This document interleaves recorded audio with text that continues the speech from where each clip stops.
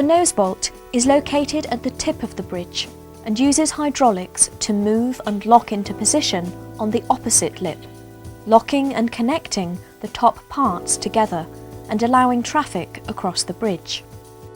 Firstly, the bridge is moved into a part open position to allow access to the nose bolt and nose bolt housing.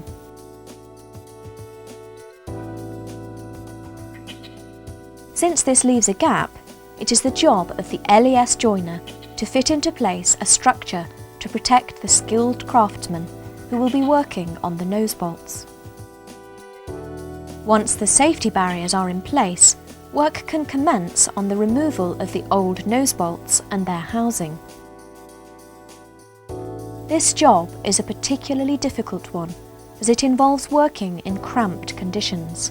The Victorian constructors of the bridge left little room for access to the mechanical workings of the bridge. Small metal tunnels are suspended under the bridge that craftsmen and instrumentation technicians can crawl through to begin the removal of the nose bolts. These cramped and tough conditions mean that heavy tools and machinery are unable to gain access, and the equipment must be moved by hand. This means that the craftsman must resort to their most familiar tool: elbow grease. The nose bolt housings are meticulously removed piece by piece to allow the nose bolts to be pushed into a position where they can be lifted out using the fork truck. The nose bolts themselves are far too heavy to be removed by manpower alone. This job has to be repeated many times, involving the same strict attention to safety and correct procedure. Again, the job requires working in the same cramped and uncomfortable conditions. Once the last of the housing is out and removed, the front casing needs to be adjusted to the correct size. Only one tool is appropriate for the job: the acetylene torch. The skilled operator cuts through the metal in a marked arc to allow the newly manufactured nose bolts to be fitted. The nose bolts were manufactured and designed to exacting specifications at the LES machine shop in Grimsby. The nose bolts were last replaced in the 1970s when they were upgraded to hydraulics, and the new nose bolts were based upon the same design, but improved using modern computer-aided design and manufacturing techniques. The nose bolt housings are then replaced. Once again, these are constructed by hand in the claustrophobic tunnels beneath the bridge. These tunnels are open to the Thames, so extra care is taken inside as the housing and hydraulics are replaced and installed.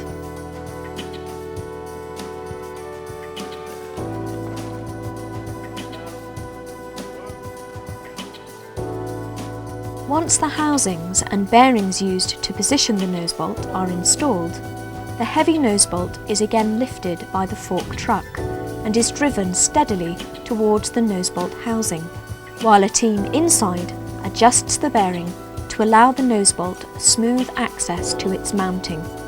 After a struggle in bad weather conditions, the nose bolts are installed and fitted.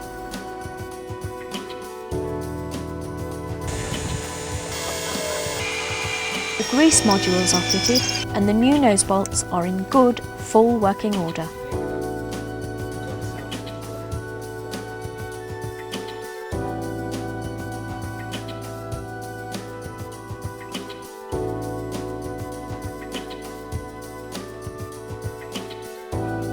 Very interesting project. A long time in the completion, but yeah, now we're finally complete.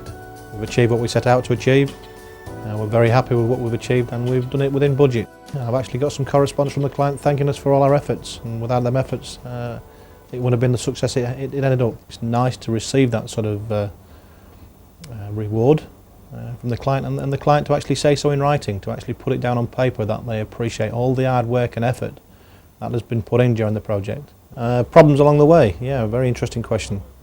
One of the ones as we progressed, we had some load cells being manufactured in Sweden, and one of the load cells experienced a problem in the QA procedures and that they was carrying out. but ABB responded very, very well in getting that turned round and getting a new load cell manufactured from scratch, and still went on to achieve the delivery that they set out. They informed us that they'd got a problem, which is always nice to know, but we're able to pull the situation back round. Tower Bridge, a Grade 1 listed structure, yes, it did present some interesting challenges to us, but as the majority of our work would take place away from the areas of public view, it didn't present any major problems. We was able to carry out the drilling of the structure and the positioning of equipment without major problems. So we was quite happy. We weren't going to affect the structure in any detrimental way. Lifting the resting blocks into position was a challenging task. We worked very, very close with the Port of London Authority, who provided their driftwood craft to enable us to lift the resting blocks into position and also to lift the existing resting blocks out of position. We had 4 windows in which to achieve this. We had to work very closely with the tide times, being in position on the tide, so we was able to carry out them operations in a very tight window. We successfully achieved that. Okay, the resting blocks. Again, we was having to lift the resting blocks with the tides. The reason for this was the fact that we had a barge which had a certain lifting capacity, and therefore we had to work with the tides. So as the tide was rising, we would put the barge on station.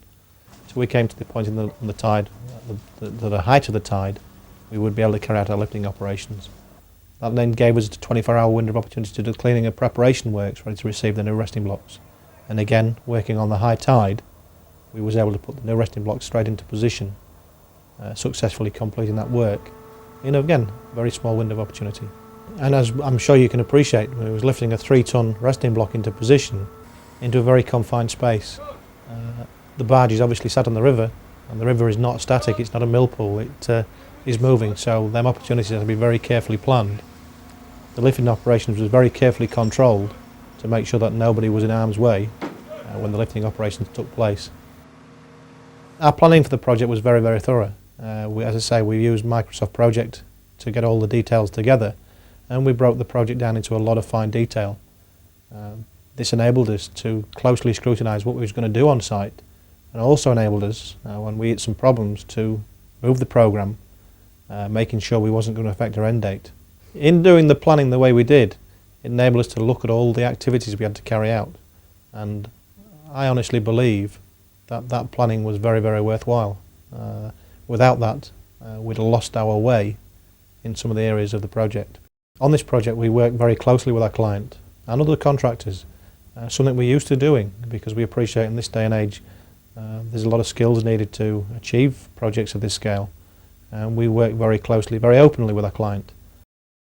Some of the lighter-hearted moments was we obviously had radio communications on site, which we'd been hired specifically for the project.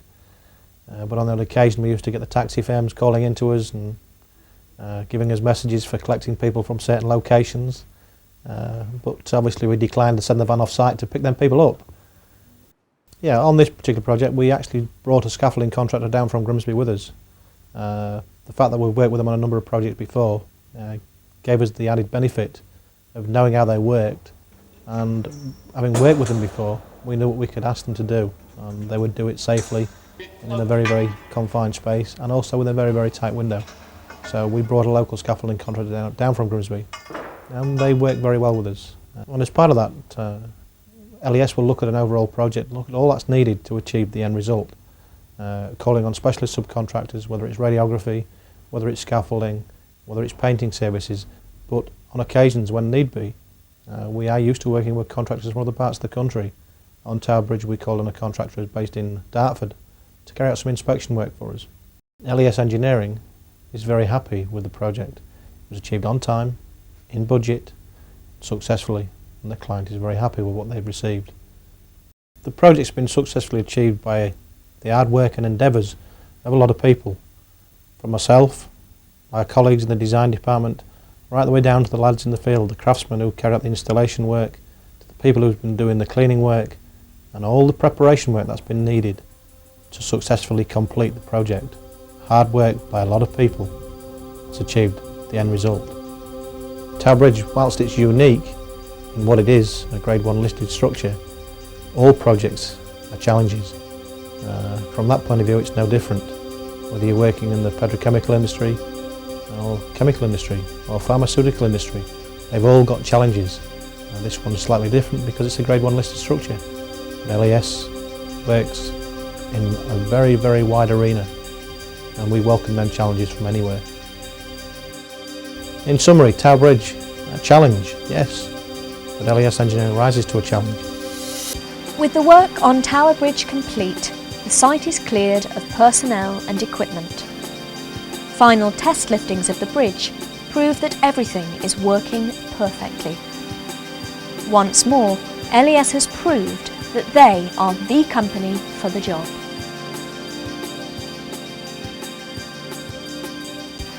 Tower Bridge is a working testimony to British engineering, and its refurbishment a tribute to LES, quality, design and ingenuity.